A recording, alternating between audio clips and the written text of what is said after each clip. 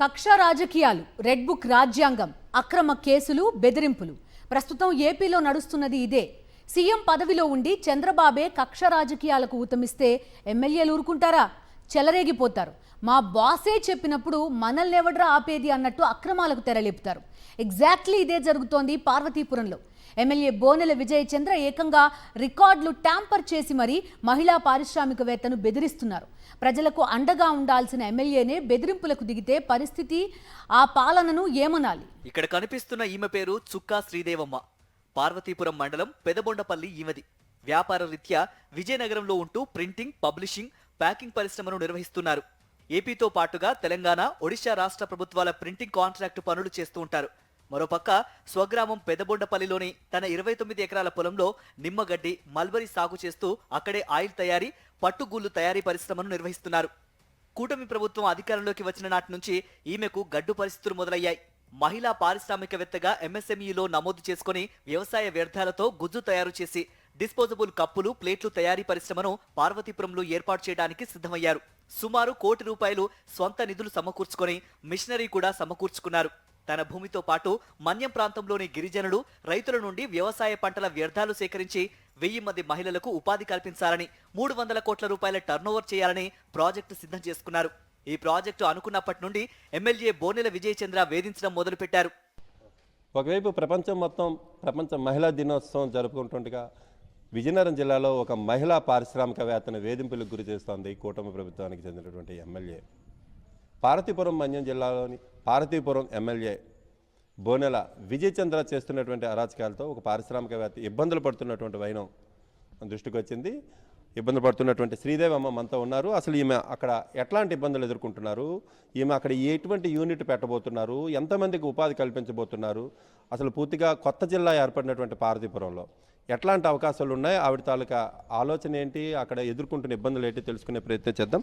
చెప్పండి మేడం, అసలు ముఖ్యంగా మీరు పార్వతీపురంలో ఎట్లాంటి యూనిట్ పెట్టబోతున్నారు, ఇప్పుడు మీకు వచ్చినటువంటి హర్డిల్ ఏంటి? నేను ఎనీ అగ్రికల్చర్ వేస్ట్తో paper pulp industry plus lemon grass extraction unit, ఇప్పుడు అక్కడ చిన్న చిన్న యూనిట్లు అన్నీ కలిపి ఒక 100-150 యూనిట్లు ఉన్నాయండి ఫార్మర్స్ వేసుకునే. అది పెద్ద బిగ్ ఇండస్ట్రీ కింద పెట్టి ఆ వచ్చిన వేస్ట్తో పేపర్ పల్ప్ ఇండస్ట్రీ పెట్టి ఒక 1000 మంది మహిళలకి ఎంప్లాయ్మెంట్ ఇద్దామని నా ఆలోచన అండి. గ్రామంలో తన తాత బడి గుడి కట్టించారని, ఆయనలా గ్రామానికి మంచి పనులు చేయాలని పరిశ్రమను ఏర్పాటు చేయాలనుకున్నట్లు శ్రీదేవమ్మ చెబుతున్నారు. మా ఊర్లో మా తాత బడి గుడి కట్టించారు, నేను కూడా ఏదో చెయ్యాలి అనే కొత్త తపనతో నేను అక్కడికి వెళ్ళి లాస్ట్ 3 years నుంచి రీసెర్చ్ చేశానండి. రీసెర్చ్ చేస్తే అక్కడ రిసోర్సెస్ని తీసుకొని ఎట్లా బిజినెస్ చేయాలనేది ఎస్టాబ్లిష్ చేశాను. ఫస్ట్ నా పొలంలోనే నేను ఒక 30 ఎకరాల్లో నేను లెమన్ గ్రాస్ వేశాను, పట్టుపురుగులు వేసాను, పట్టుపురుగులకి షెడ్ వేశాను, అలాగే లెమన్ గ్రాస్ ఎక్స్ట్రాక్షన్ యూనిట్ పెట్టాను. మంచి చేయాలన్న ఉద్దేశంతో పరిశ్రమ ఏర్పాటుకు ప్రయత్నాలు చేస్తుంటే ఎమ్మెల్యే బోనెల ఎకరా 44 సెంట్ల భూమిని ఆక్రమించుకొని అందులోని షెడ్లు, నిమ్మగడ్డి ఆయిల్ తయారు చేసే యంత్రాలను ధ్వంసం చేయించారని వాపోయారు శ్రీదేవమ్మ. దోచుకోవటం, దాచుకోవటంలో ఎమ్మెల్యే బోనెలకు ఉన్న ఇంట్రెస్ట్ ప్రజలకు మంచి చేయాలన్న దానిపై లేదని మండిపడ్డారు. ఆస్తుల పేపర్లను సైతం ఫేక్ చేయించి ఆస్తులు కాజేయాలని చూస్తున్నారంటూ ఎమ్మెల్యేపై ఆగ్రహం వ్యక్తం చేశారు.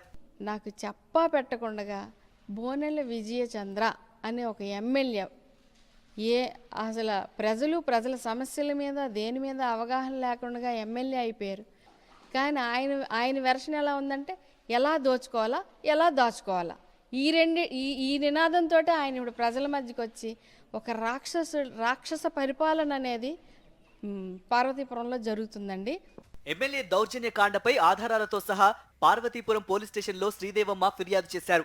పోలీసులు కేసు నమోదు చేశారు, కానీ చర్యలు తీసుకోవడానికి వెనకాడుతున్నారు.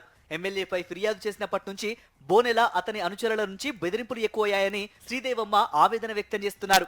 కనీసం ఊరిలో అడుగు పెట్టనివ్వడం లేదని, కేసుని వెనక్కి తీసుకోకపోతే ఇప్పుడు కబ్జా చేసిన ఎకరా 44 సెంట్లతో పాటు 29 ఎకరాలు కూడా కబ్జా చేస్తామని హెచ్చరిస్తున్నారని శ్రీదేవమ్మ ఆరోపిస్తోంది.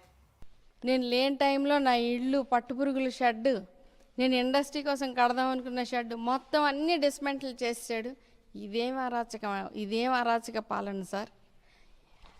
అదే విషయం పోలీసులకు కంప్లైంట్ ఇస్తే ఎఫ్ఐఆర్ కట్టారు సార్, ఇప్పటి వరకు అరెస్ట్ చేయలేదు. దీన్ని పరిశీలించి చంద్రబాబు నాయుడు గారు ఇటువంటి ఎమ్మెల్యే పైన చర్య తీసుకొని దయచేసి ఇటువంటి డిస్టర్బెన్సెస్ ఎప్పుడు జరగకుండా ఉండడం కోసం నా భూమికి పాస్బుక్లు 1Bలు ఇవ్వాల్సిందిగా కోరుచున్నానండి. సీఎం చంద్రబాబు పారిశ్రామికవేత్తలను పెట్టుబడి పెట్టండి, యువతకు ఉపాధి కల్పించమని చెబుతున్నారు. కానీ వాస్తవానికి మన్యం జిల్లాలో ఆ పరిస్థితి లేదంటున్నారు శ్రీదేవమ్మ. ఇప్పటికైనా చంద్రబాబు సొంత పార్టీ ఎమ్మెల్యేలపై చర్యలు తీసుకోవాలని కోరుతున్నారు శ్రీదేవమ్మ. పార్వతీపురం అనేది వెనకబడిన జిల్లా సార్. అక్కడ కాన్స్టిట్యున్సీస్లో అసలు అభివృద్ధి ఇట్లాంటి వాతావరణం ఎంటర్ప్రెన్యూర్స్కి మంచి వాతావరణం అనేది ఏమీ కనిపించట్లేదు సార్. ఇది శ్రీదేవమ్మ తాలూకా అభిప్రాయం. ముఖ్యంగా పార్వతీపురం మన్యం జిల్లా అనేటువంటిది కొత్తగా ఏర్పడినటువంటి జిల్లా. ఇక్కడ పారిశ్రామికంగా అభివృద్ధి చేయాలి అనేటువంటిది స్థానికురాలైనటువంటి ఆవిడ తాలూకా నిర్ణయంగా కనిపిస్తుంది. అయినప్పటికీ కూడాను ఆవిడ ప్యాషన్ని కూడా పక్కన పెట్టేసి అక్కడ ఉన్నటువంటి స్థానిక ఎమ్మెల్యేని ఎంకరేజ్ చేయకపోగా తిరిగి ఆ భూమిని ఆక్యుపై చేసుకోవాలని, రెవెన్యూ లిటిగేషన్స్ అన్నీ కూడా వెతికి మరీ ఆ భూమిని స్వాధీనం చేసుకోవాలని, అక్కడ పెట్టబోయే ఇండస్ట్రీని అయితే పూర్తిగా తరిమేసే ప్రయత్నం చేస్తున్నారు. ఒక మహిళా పారిశ్రామికవేత్తను నిరుత్సాహపరిచి ఆమెకు లీగల్గా స్థానికంగా ఇబ్బందులు గురి చేసేటువంటి పరిస్థితి కనిపిస్తుంది. మొత్తం మీదుగా తీసుకున్నట్టయితే పారిశ్రామికవేత్తలకు ఒకవైపు పిలుపునిస్తున్నామని కూటమి పెద్దలు చెప్తున్నప్పటికీ కూడా గ్రామ స్థాయిలోని నియోజకవర్గ స్థాయిలో చూసినట్టయితే వీళ్ళని తరిమేసే పైన జరుగుతుంది అన్నది మనకు అర్థమవుతుంది. వీడియో శ్రీశ్వత యోగేందర్, సాక్షి టీవీ, విజయనగరం నుండి.